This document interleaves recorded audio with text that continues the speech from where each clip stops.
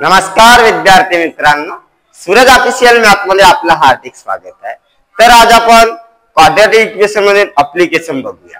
तर याच्यामध्ये काय असते, वर्ड्स प्रॉब्लेम असतात। तर पहिला प्रॉब्लेम दिलेला आहे, the product denoting the number of प्रगती age 2 years ago and 3 years hence is 84।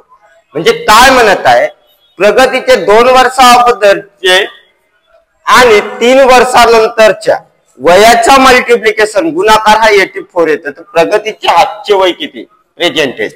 तर लक्ष द्या, सोल्युशन लेट प्रगती प्रेझेंट एज बी एक्स इयर। आपण आजचे वय एक्स इयर मानलं प्रगतीचे। तर काय म्हणते, प्रगती एज 2 years ago, प्रगतीस एज 2 years ago। आजचे वय प्रगतीचे x वर्ष आहे, तर 2 वर्षाचे किती होणार, x - 2। आज मी 20 वर्षाचा आहे, तर 2 वर्षा अगोदर किती असणार, 18 वर्षाचे असणार। म्हणजे काय केलं आपण, 20 मधून 2 मायनस केलं 18। सिमिलरली तसंच प्रगतीच्या आजचा वय x इयर आहे, 2 वर्षा अगोदर काय होणार, x - 2 years। त्याच्यानंतर काय म्हणत आहे, 3 years hence, म्हणजे प्रगतीचे 3 वर्षानंतरचे वय। आजचे x आहे, तर 3 वर्षानंतर काय होणार, x + 3। प्रगतीस एज 3 years hence, 3 वर्षानंतर काय होणार, x + 3 years। काय म्हणत आहे, product mean multiplication according to question. काय म्हणत आहे, प्रॉडक्ट 2 वर्षा अगोदरच्या आणि 3 वर्षानंतरच्या किती आहे म्हणत आहे, 84। x into x, x square, x into +3 + 3x, -2 into x, -2x, -2 into +3 -6 equal to 84। x square 3x - 2x, x -6 + 84 इकडे आल्यानंतर -84 equal to 0। x square plus x -6 - 84 -90 equal to 0। आता बघा, दिलेला इक्वेशन हा क्वाड्रॅटिक इक्वेशन आहे। आपण 3 मेथड शिकलेलो आहोत क्वाड्रॅटिक इक्वेशन मध्ये। कोणकोणत्या मेथड शिकलो आपण, पहिला फॅक्टरायझेशन मेथड शिकलो, मग त्याच्यानंतर फॉर्म्युला मेथड शिकलो, कम्प्लिटिंग स्क्वेअर मेथड शिकलो। आता हा इक्वेशन दिलेला इक्वेशन आहे, आपण 3 मेथड पैकी कोणत्या पण मेथडने सॉल्व्ह करता येते। तर आपण फॅक्टरायझेशन मेथडने करू। x स्क्वेअरचा कोएफिशियंट 1, कॉन्स्टंट टर्म -90, यांचा मल्टिप्लिकेशन किती होणार, -90। तर अशा 2 नंबर शोधावा लागेल ज्याचा मल्टिप्लिकेशन -90 आणि ऍडिशन 1 यायला पाहिजे। तर कोणत्या आहेत, x स्क्वेअर + 10x - 9x। बघा, -90 equal to 0। 10x - 9x means x square as it is, -90 याज इट इज। इथून काय कॉमन निघणार, x काय राहिलं, x + 10 मायनस, इथून काय कॉमन निघणार, 9 काय राहिलं, x + 10 equal to 0। त्याच्यानंतर इथून काय कॉमन निघणार, x + 10 काय राहिलं, मग x - 9 equal to 0। x + 10 equal to 0 or x - 9 equal to 0। x equal to +10 तिकडे गेल्यानंतर -10 or x equal to -9 तिकडे गेल्यानंतर +9। तर आपल्याला x च्या 2 व्हॅल्यू मिळाल्या। आपल्याला प्रेझेंट एज काढायच्या प्रगतीचे। तर h कधी निगेटिव्ह मध्ये असतो का, नाही, h निगेटिव्ह मध्ये नसतो, h पॉझिटिव्ह मध्ये असते। म्हणून लिहायचं लास्टला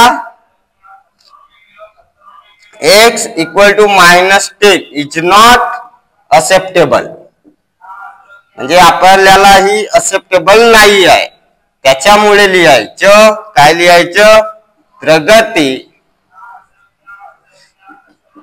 प्रेझेंट एज बी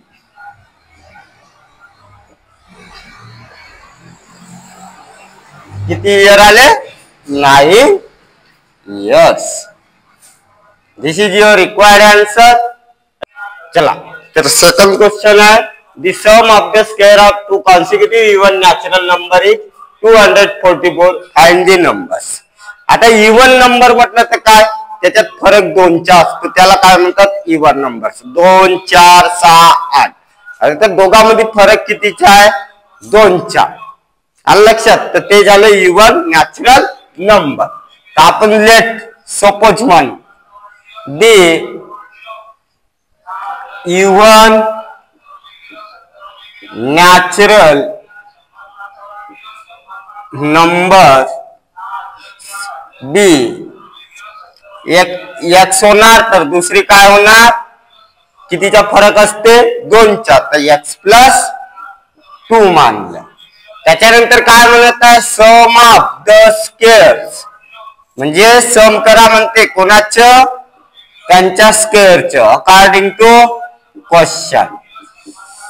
काय होणार, एक्स स्क्वेअर आणि दुसरं काय होणार, एक्स प्लस 2चा whole square. Sum of the square of two consecutive natural number is किती होते म्हणत आहे, 244.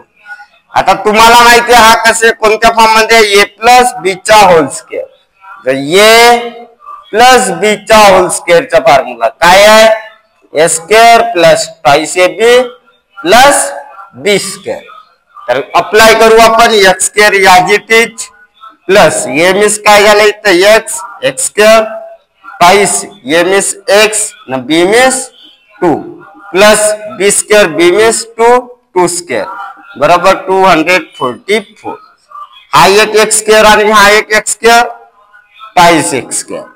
2 2 जा 4, 4 into x 4x, 2 square 4 plus 244 इकडे आल्यानंतर minus 244 equal to 0. 2x square plus 4x, 4 minus 244 किती होणार, मायनस 240 इक्वल टू 0. आता काय करू आपण, डिवाइड करू, divide by 2 on both side. 2 ने डिवाइड केलं तर काय राहणार, एक्स स्क्वेअर 2 2 जा 4x इतर राहणार 2x आणि मायनस 214 अपॉन 2 केलं तर काय मिळणार, 120 इक्वल टू 0. काय होणार मग, आपल्याला काय पाहिजे, एक्स स्क्वेअरचे कोएफिशिएंट 1, कॉन्स्टंट टर्म मायनस 120, यांचा मल्टिप्लिकेशन केला तर मायनस 120. अशा दोन नंबर शोधायचे ज्याचं मल्टिप्लिकेशन मायनस 120 यायला पाहिजे आणि ऍडिशन 2 यायला पाहिजे. तर कोणत्या नंबर आहेत त्या, 12x मायनस 10x. बघा 12x minus 10x 2x, 12 into 10, 12 into minus 10 minus 120, minus 120 equal to 0. काय कॉमन निघणार इथून, x. या दोन मध्ये x कॉमन निघालं, काय राहिलं मग, x प्लस 12. इथून काय कॉमन निघालं, मायनस 10, काय राहिलं मग, x प्लस 12. बघा minus 10 into x minus 10x, minus 10 into 12 minus 120 equal to 0. इथून काय कॉमन निघालं, x प्लस 12, काय राहिलं मग, x मायनस 10 इक्वल टू 0. काय होणार मग, x plus 12 equal to 0 or x minus 10 equal to 0. x equal to काय होणार, प्लस 12 तिकडे गेल्यानंतर minus 12 or x equal to minus 10 तिकडे गेल्यानंतर प्लस 10. आता इथं बघा आपल्याला x ची व्हॅल्यू 2 मिळाल्या, एक मायनस 12 आणि एक 10. तर आता इव्हन नॅचरल नंबर ही मायनस मध्ये नसतो, निगेटिव्ह असणार का, नाही. म्हणून आपली इव्हन नॅचरल नंबर कोणती होणार, x इक्वल टू 10 होणार. मग लिहायचं 2 consecutive